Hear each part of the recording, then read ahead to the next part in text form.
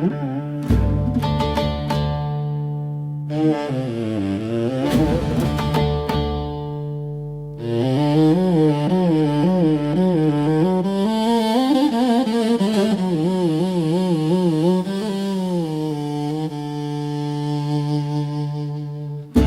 شب ستاره بارون بی تو من دلم میگیره، بیا پیشم بشم آروم تا که این دل جون بگیره.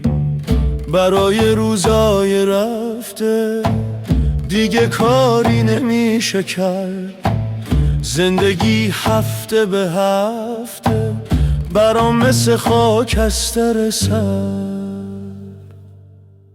تو بیا با حرم وجودت شعله شادی بپا کن، با صدای قشنگ و نازت منو از غصه رها کن. دوستت دارم با دستای هم بشکنیم این شیشه غم، زیر بارون نم نم حس کنیم عشق و کم کم. بیا مثل قدیما باز با هم بکنیم پرواز، برسیم به یه جای دور واسه هم باشیم سنگ صبور.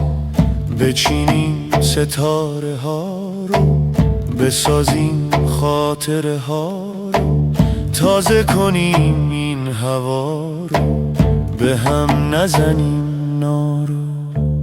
توی راه دل سپردن راهی نیست جز رفتن و رفتن، چشمه ها رو از غبار شستن، همه ی حرف ها رو گفتن.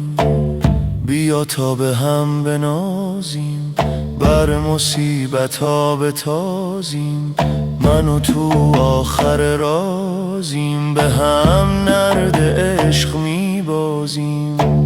بیا تا قدر همو بدونیم غمها رو از دل برونیم، یه بار گل عشقو بنشونیم تا ابد برای هم بمونیم.